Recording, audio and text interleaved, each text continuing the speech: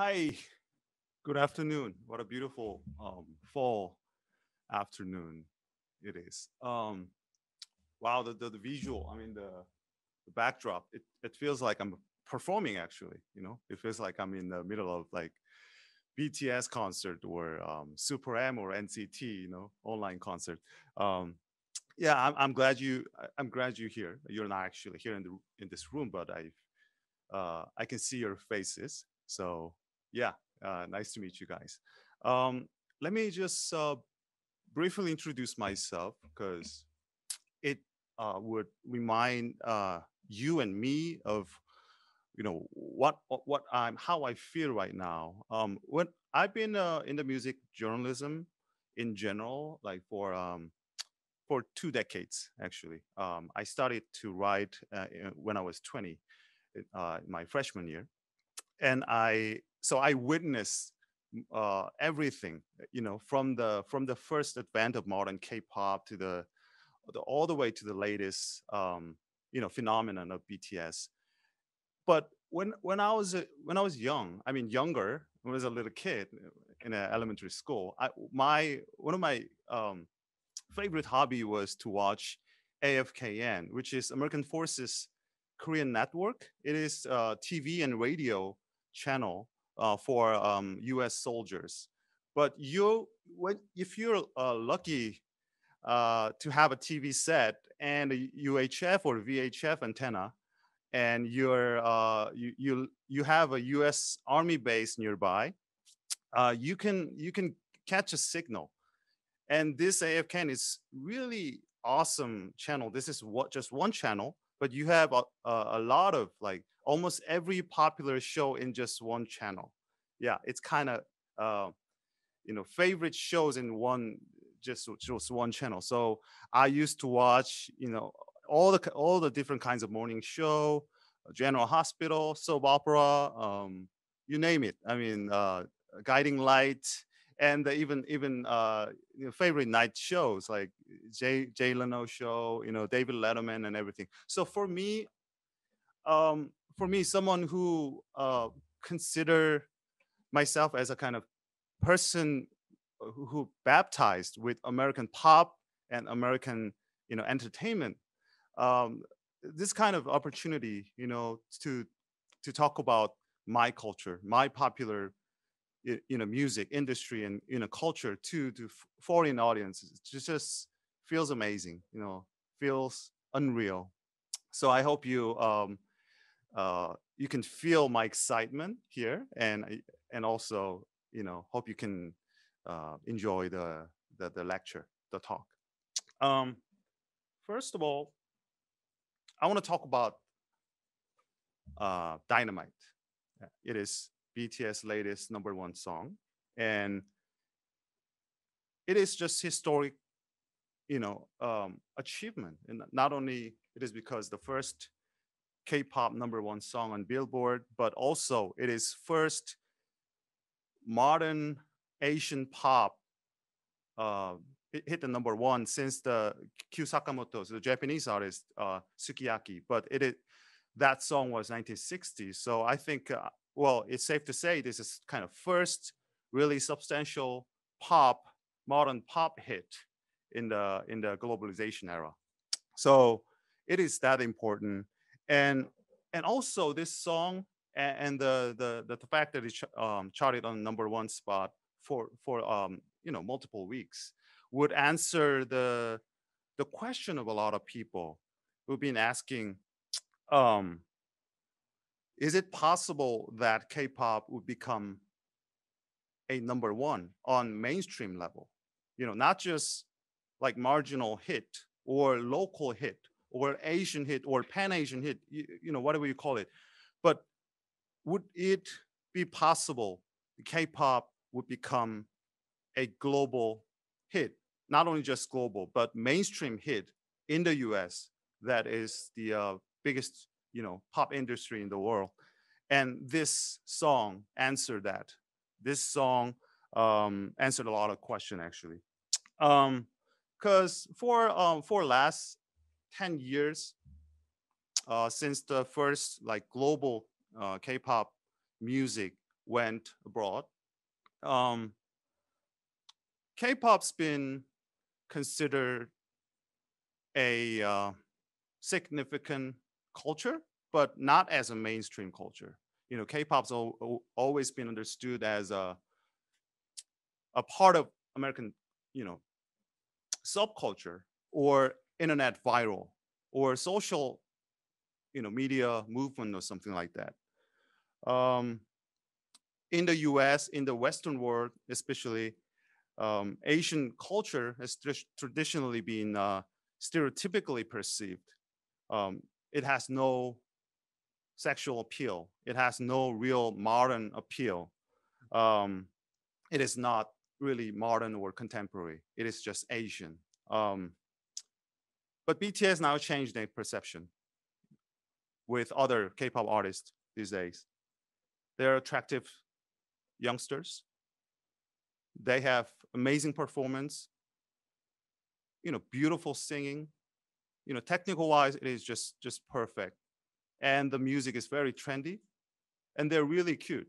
I mean, really cute. So,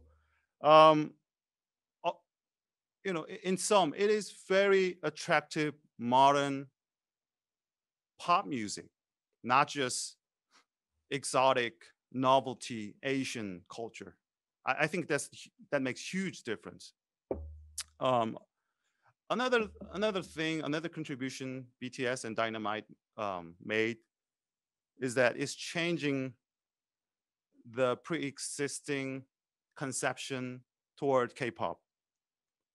K-pop, the whole discourse and narrative surrounding K-pop has been predominantly defined by the article, number of articles, but the article that's been written by New Yorker back in 2012, which is called Factory Girls. So, I mean, to some, K-pop is good. It's good looking. It is trendy, but it is very artificial. It has no soul. The lyrics is just garbage. It has no really deep philosophical or cultural impact. That's been the narrative surrounding K-pop for many, many years. But BTS changing that conception all of a sudden. They have really beautiful lyrics that can, you know, it's about the youth. I mean, not just Korean youth. It's very universal. I mean, it represents how you feel as a youngsters. You know, how you react to all the different circumstances, like social injustice, racial injustice, discrimination, and everything. It is just a beautiful narrative of youth in this moment. So I think it is probably the biggest accomplishment of BTS that K-pop would actually be able to speak, able to talk about something fundamentally significant, culturally important, not just a great pop with conventional manners and sound. So let us back to the song Dynamite. When I listen to this song every time, I see history. I see a lot of different aspects and, you know, characteristics and features that K-pop has been consistently pursued. So I would call today's talk as 3 different origins of Dynamite, because I don't think Dynamite is just one shot. It's a kind of like exceptional, you know, case. Well, it's an exceptional hit song, but I don't think it's exceptional, you know, song in nature, because it has probably everything that K-pop's been pursuing for last 2 decades, probably last 3 decades, or more than that. So I know you watched this video a a lot of time. So I just played briefly, okay?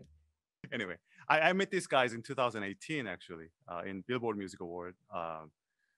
I had a kind of exclusive, like 40 minutes interview with them. But what makes me really happy, what makes me really excited about meeting with them was they're real. I mean, they're legit. That means, you know, that the person I saw from what I'm like listening from their music is exactly the same person that I was talking to at that site at that moment. So I think you could call it like authenticity. You know, they're real. It is what the song, the lyrics, the narrative of youth is what they're actually saying and what they're thinking. I think it's a really important thing. Anyway, this is just this is K-pop. I mean, you definitely categorize this song as K-pop, but this is song just as pop. It's a pop for global audience. This is made by, you know, transnational collaboration between a lot of like international composers and lyricists. And this song, you know, as you've seen from the music video, it is a triple threat. It has, you know, dance, rap, singing, you know, performance. I said more than three, but anyway, but it is just whole experience. It's not just singing. It's not just dancing. It is not just visual images, but it is like, you know, the experience as a whole. And again, this is a song targeted for a global audience. And this song originated in the elaborate, you know, production system by that's been, you know, developed by K-pop agencies. So so if we can call this song K-pop, it's definitely K-pop. We can you know, trace three different types of origins of K-pop based on this song. Okay, if we define K-pop as a kind of intention, you know, not just music, but kind of mindset for the global appeal, global audience, or global market, I can suggest one origin, and it is released in 1988. The song is an official theme of 1988 IOC Seoul Olympic Games, and the song is called "Hand in Hand" by Koreana.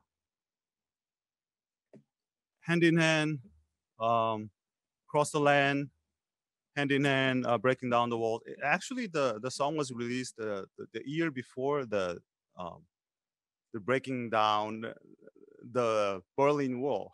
So it kind of gives you a premonition or something like that. It's just amazing song. I give a little backstory about this song. The song is composed by Giorgio Moroder, Italian-American guy, who's been known as a disco king, you know, because he wrote a lot of songs for Donna Summer, and he was amazing songwriter. He's probably one of the greatest songwriters in the 80s.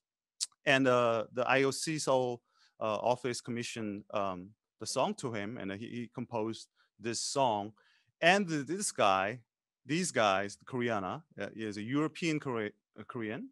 They were based on Switzerland.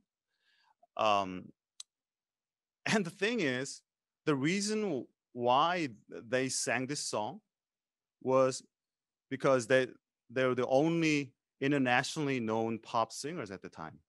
You know, it was 1988, and South Korea in music scene was not on the entire map. You know, nobody knew South Korea even exists at the time. You know, by the early 1990s, well, actually, right after Korean War, South Korea was technically the poorest country in the world, and South Korea has go through a lot of like different types of turmoil, like politically, economically. But by the 1988, South Korea's economics has been skyrocketing. You know, they're not the poorest country in the whole world, and they were able to host this, you know, global show, global event, Olympic. So think about the situation. You know, the South Korean people, you know, their cultural pride.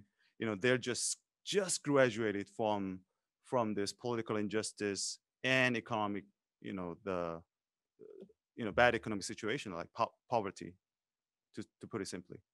So at the apex of that situation, the only globally known Korean singer, Koreana, sing the song Hand in Hand by the international composer, Giorgio Moroder. This is K-pop. This is K-pop is all about. You know, it gives you a pride.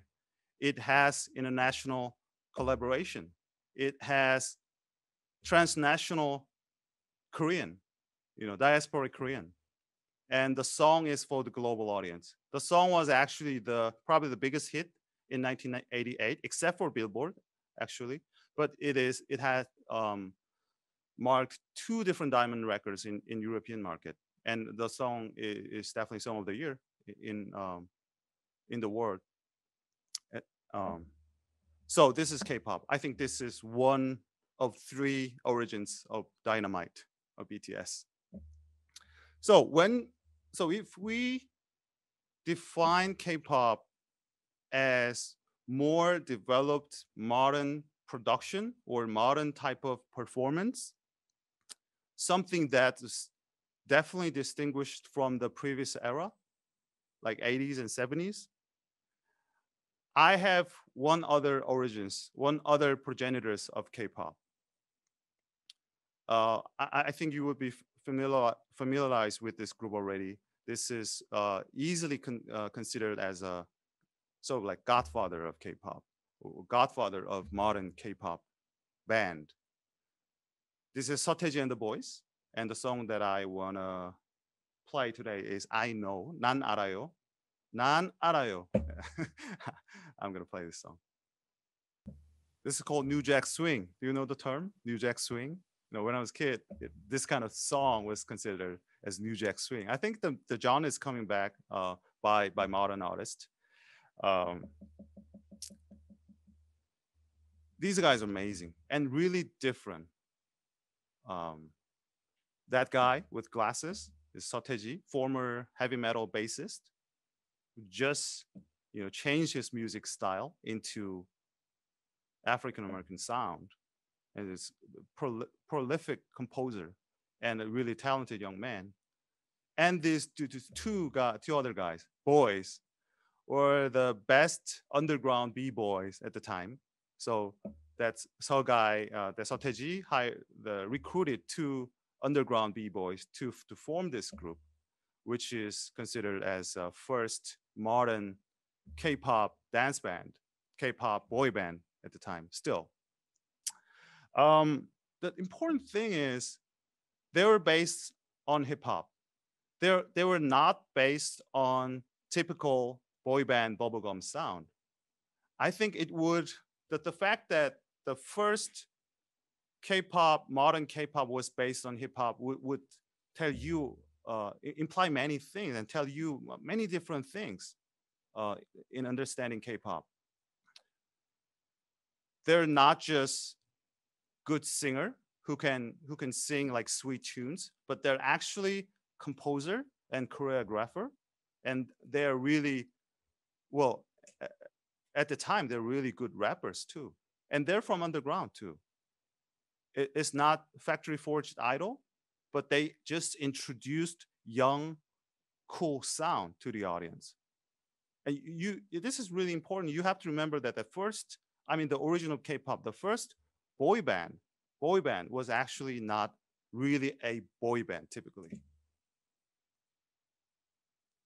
But another important thing is they suggested new type of performance. For this song and for a lot of other hits of Seotaeji Wider, the music was important, but the whole set of performance, including the choreography, music video, visuals, even hats and caps and hoodies and big trousers, or the part of performance. It's really that important feature that actually attracted a lot of youngsters at the time, including myself. And this kind of formula was still valid in modern K-pop business, in the success of BTS and other boy band, NCT 127, Super M, you name it, Monster X. Still valid, really valid in this current state of K-pop. And their message was really strong, rough. It just attracted a lot of youngsters who really wanted a new sound that would be compatible with other trendy, K-pop in the Western world. And that was the second origins of BTS Dynamite. Okay, we have one more example. If we consider BTS as a part of system, part of idol culture, part of K-pop industry. So in other words, if we consider the success of BTS or Dynamite or other songs as consequences of the efforts that K-pop has been pursuing, K-pop has been doing for the last 2 decades or 3 decades, I should trace the origin back to the 1996. First substantial idol, K-pop idols in Korean pop music business. That is H.O.T. The group is called H.O.T. High Five of Teenager. I know the stupid name, but anyway, H.O.T's the song. I don't know what are the title, English title. Anyway, 전사의 후예, the descendant of warriors, I guess. Let me play the song just briefly. H.O.T. High Five of Teenagers. Not a good name, but again, if you look at the video and pay attention to the sound, you can find a lot of similarity between these guys and Sotegi and the Boys, because Sotegi and the Boys, Sotegi either paved the way, and they suggested a new model. So for K-pop, for a lot of producers in K-pop, they have to follow the model, success model, which is Sotegi either. They had to be based on the sound of hip hop, which was the new hip sound by the time, and they have to be based on this like performance kind of model. H.O.T. didn't have a composer at the time, among the members, but they're really trained as really good dancers and singers. And some of the members were very popular among the student community, local community, as a local boy band. So they exactly follow the model, except for the fact that they're heavily trained as a singer and a performer. Actually, this was the first successful, not just successful, but first boy band, probably the first band that SM Entertainment made in 1996. Well, the CEO, Suman Lee, the head producer of SM Entertainment, he was really innovator. He had really different mindset about Korean pop music and the industry and the future of industry. He still has the different types of mindset. Back in the late 80s, he retired from singing. He used to be a really good folk musician, singer-songwriter. He retired from singing and from other jobs like such as radio DJ. He went abroad. He went to United States to study in a graduate school. It's engineering, I guess. But instead of like pursuing academic career, he saw a lot. He saw a lot of changes that's been made by the time in the pop industry. So what struck him at the time most was the success of boy band, the success of new performance-oriented pop group, such as New Edition, New Kids on the Block, those like first generation of boy band. And their music was based on a new cosmopolitan African-American sound, like New Jack Swing, pop rap, and other like Black culture. That's been a huge part of American society at the time, like late 80s and early 1990s.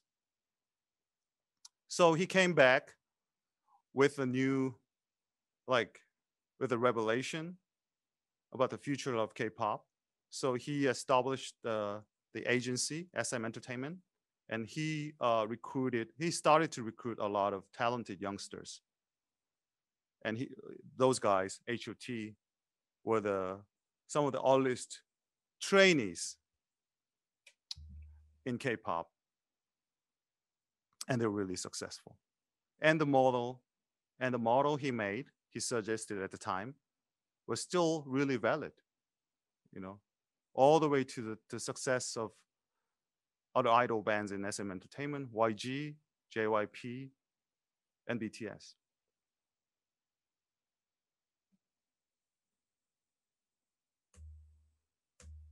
So I played 3 different examples to exemplify my point today. As I read some of the articles been written by Western media or the academic paper by Western scholars or even Korean scholars, I'm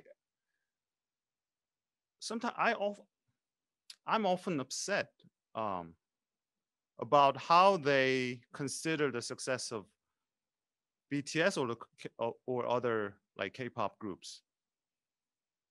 The success of K-pop is not, did not come out of blue. It is not just one shot. It's not just the result of government-supported like big plan or something like that. It will always corporate-based. It is always musician-based, not the government. And the phenomenon was huge, definitely. The whole BTS and current state of K-pop is exceptional, but it is still based on this effort, this continuation of the development of K-pop and a modern revolution of Korean pop music that started in 1988 with Koreana and other like early K-pop artists that we forgot. And the latest success of K-pop idol bands and their globally compatible music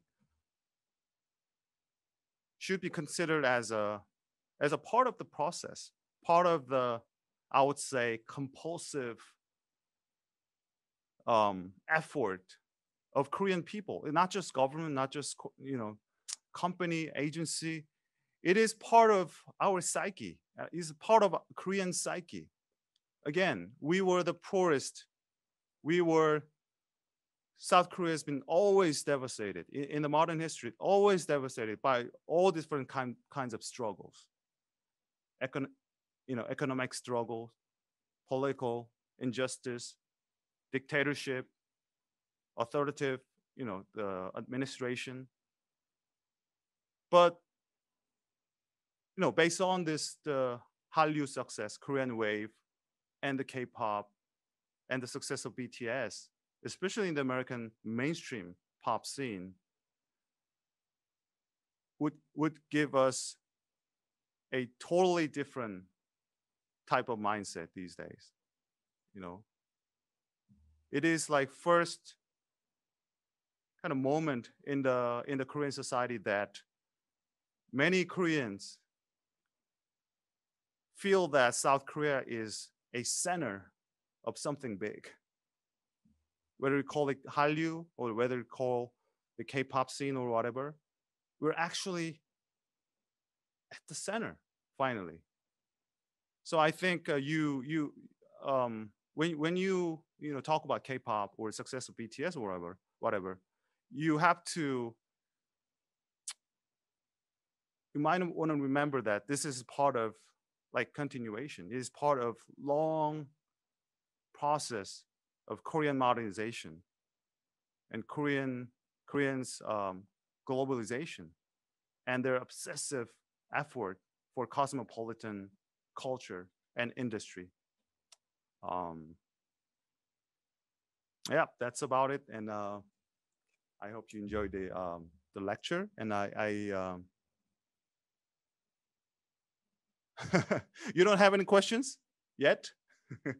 Feel free to ask me anything. You can ask me kind of personal question like who was the cutest among BTS when I had an opportunity to interview them. Anything would be amazing.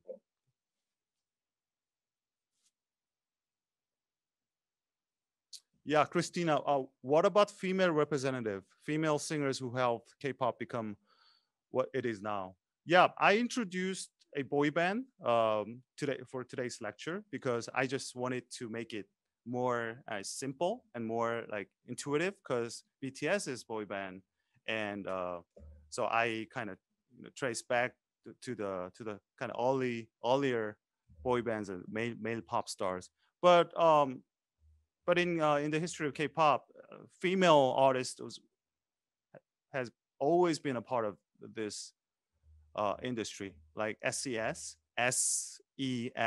they made a debut in 1997, I think. The year later that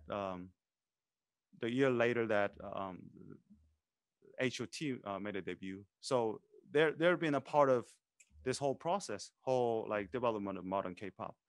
And another innovative girl group at the time was Pinkle. the one of the leaders of the group was Lee Hyori, who is still popular and a great performer still. And probably in the modern era, I think two important groups should be mentioned. Girls' Generation, obviously, who kind of paved the way for the later girl groups, especially more pretty, cute, more typically Asian kind of girl groups. But they're not. They have kind of multiple images, so I don't want to kind of oversimplify the image and the style. But anyway, Girls' Generation and the other girl group that you should remember was 21. 21 actually paved the way for different types of girl group. You can call it girl crush or powerful like females, alpha girl or something like that. They're based on hip hop. They're based on like African American swagger and all the more aggressive images. I think so. In that regard, 21 paved the way. I mean, you can see a lot of influences modern K-pop girl groups. ITZY, definitely, and Blackpink, another example of the influence of 21. Okay, Ben, do you think the K-pop still has some of the same aspect from the first generation, or did it change a lot during these past couple of years? Yeah, half and half. I mean, again, they followed a lot of models that's been made since the earlier days, but I think they introduced a lot of different aspects in modern K-pop industry. For instance, like I said, BTS sort of introduced a new type of boy band who put narrative or story over the sound, I would say. Well, the whole music and the performance is probably one of the biggest factors of the success of BTS, but I think the one thing that would distinguish BTS from other like typical K-pop group is their message, and they're really authentic, kind of raw type of narrative of youth. Yeah, May from Malaysia. BTS is not the first Korean act to try to break into the US. Many said it is the power of SNS that helped them to break through into US. What do you think? What really set BTS apart from yeah, I already talked a little bit about that. Well, speaking of SNS or social media, I should tell you this. Social media is the new platform, definitely. It is a new media that helped to boost the success, the popularity of BTS, but it is not the main reason for their success. They just help to disseminate their music and culture in a lot of different situations easily. But SNS is not, social media is not, itself is not a fundamental reason behind their success, because everyone had the same platform. So why only BTS? I mean, it's just so obvious. Yep, Noila, is the right pronunciation? I'm sorry. I love K-pop and a fan of them, but in my opinion, there's a problem with it. Interference of their personal life. If there is any scandal, they should leave K-pop industry. What do you think about that? Woo. This is really sensitive and really tricky type of question. I think because K-pop is already gone global, I think that there are two different types of reaction to that kind of scandal. From global fans' perspective, from local fans' perspective. From local fan, I had to say this, but many people, many music fans and public in general, tends to consider K-pop bands as just passing fad. I mean, because they always had this multiple groups in this K-pop agency. So for them, this is just one group that would have a peak of popularity and gone. They're not really important for a lot of general audience, because it's just a part of the industry. But for the global fans who love K-pop, it is really significant. It's not just always easy to say someone should leave the group right away or someone should stay, because for international fans, K-pop is what they intentionally chose to listen to. You know what I mean? You know the difference? For Korean people, it is just background music. It's everyday music. When you turn up the volume of the radio, you would automatically listen to the K-pop every day, every single moment. So it is just not that important and significant in their lives. But for international fans, Hallyu fans, for someone like you would be super interested in Korean culture in general, K-pop artists, there's every single moment and performance of them are really valuable. So, that's all I can say. At this moment, there's there's a significantly different type of mindset between international fans and Korean local fans. Yep, May, trot is gaining a lot of popularity lately among Koreans. What do you think of the possibility of this genre being accepted by international audience as well? Yeah, this is really amazing situation, because trot has been a part of music, Korean pop music forever. I mean, it is not just a new kind of apex of the popularity, because the genes of trot, the DNA of trot's been always part of the industry. So it is not surprising to see the trot is coming back in style. But the important thing is this global implication. For instance, I can give you this kind of comparison. When I was a little kid, country was pop music. Even for Korean fans like me, Garth Brooks, those guys, country, the music that probably exclusively appealing to the American audiences or Southern audiences, had a chance to appeal to international audience, including myself. So trot, even though it is intended for a Korean local audience, especially older audience, but now has a different type of status because it is global already. You can find any clips of Korean music globally, anyways, anytime, using YouTube and other, social media platforms. So the music is not fundamentally different. The trot is not, the current trot is not fundamentally different from the past, but it has totally different implication and the possibility in the globalization era. Okay. Ashar, Pakistan. We see K-pop idols, including individuals from Northeast Asian countries, China, Japan. When do you think we will be able to see further diversity within K-pop groups? Interesting question.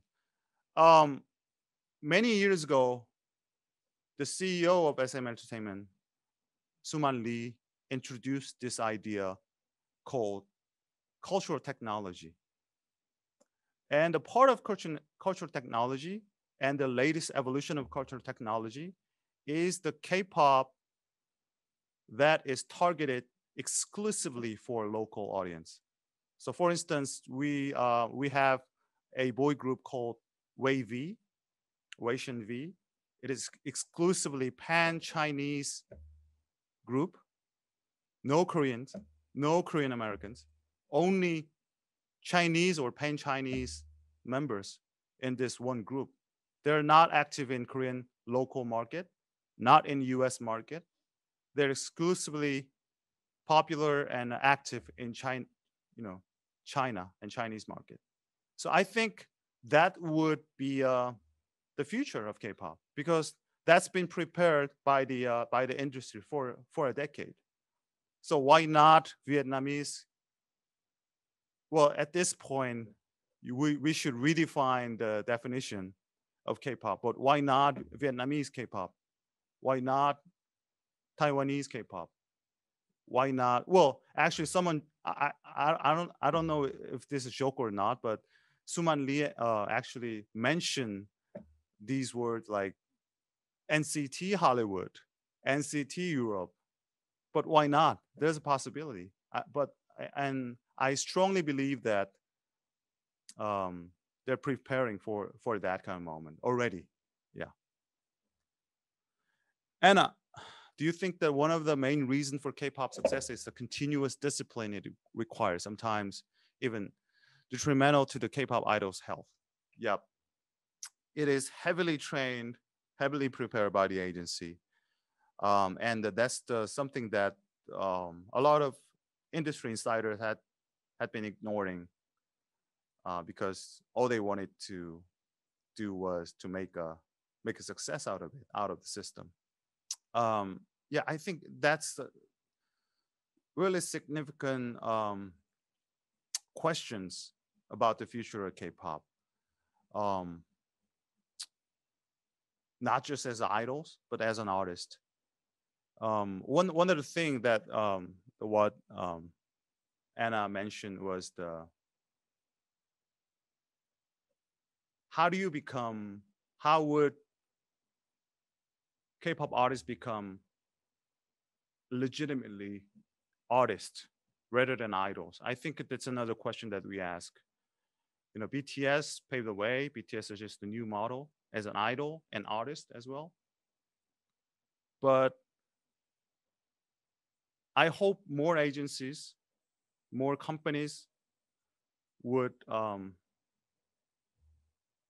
not just train them, but help them to express their artistic mindset through music, not just through dance performance, not just through variety shows or something like that. But I hope they try to rediscover the artistic aspect of K-pop idols in the future because I believe that that's the future of K-pop.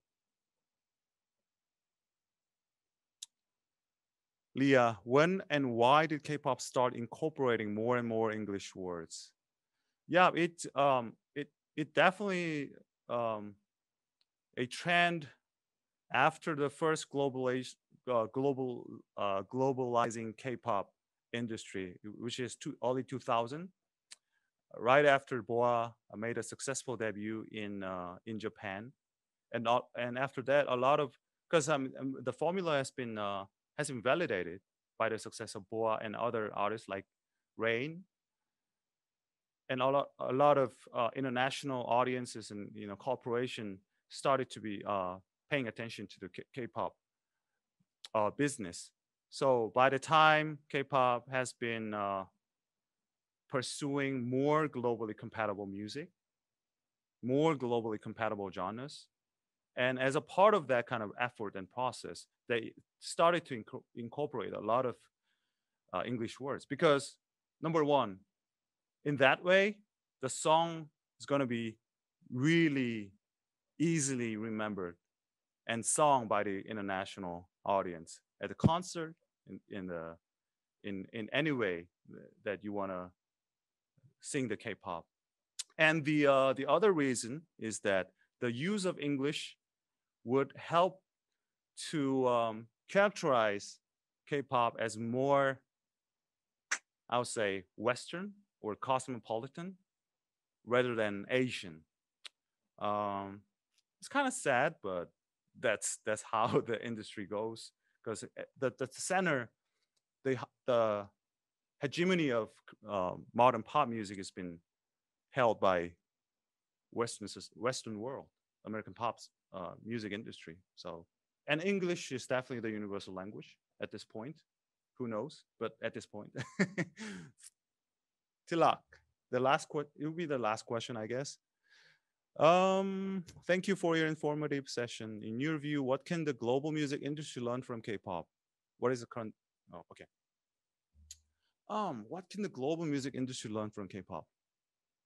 Well, not many years ago, like 4 years ago, I guess, I had a chance to talk with global composers, international composers, who's been a part of this business for many years.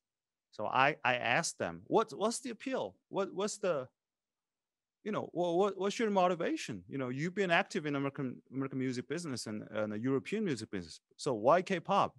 Is it well paid? And they say, heck yeah, but more important reason is that flexibility and kind of free mindset of when making music.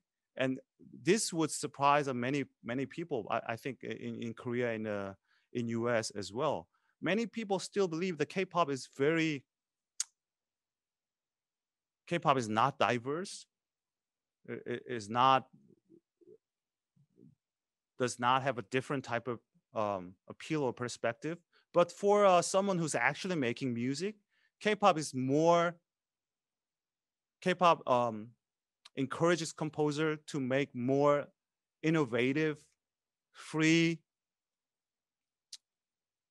diverse music than any other pop industry. Because South Korean people in general, I mean, in the globalization era, they're not super obsessed with traditional Korea. You know what I mean? Traditional Korea has been really big part of Korean society right now, but they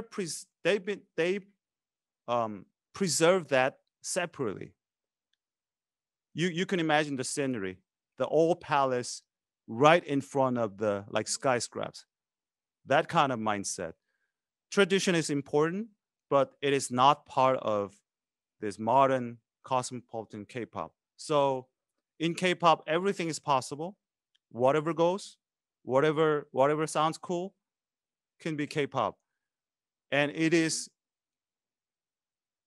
something that not many pop industry has been doing these days. For instance, in the United States, it always ties with race groups, local audience, and the kind of idea of, you know, what songs, what sounds for what kind of group. But in K-pop, it is music for everyone. It is not just for one ethnic groups or one national audience. It is music for everyone. So it has technically ultimate freedom in making music. So probably that's something that international in pop industry has been studying already to make a more compatible sound as K-pop. And I think that that's the secret of the success of K-pop in general as well. Okay, that's about it. Enjoy the session? Cool or boo? Yeah, thanks a lot. Thank you.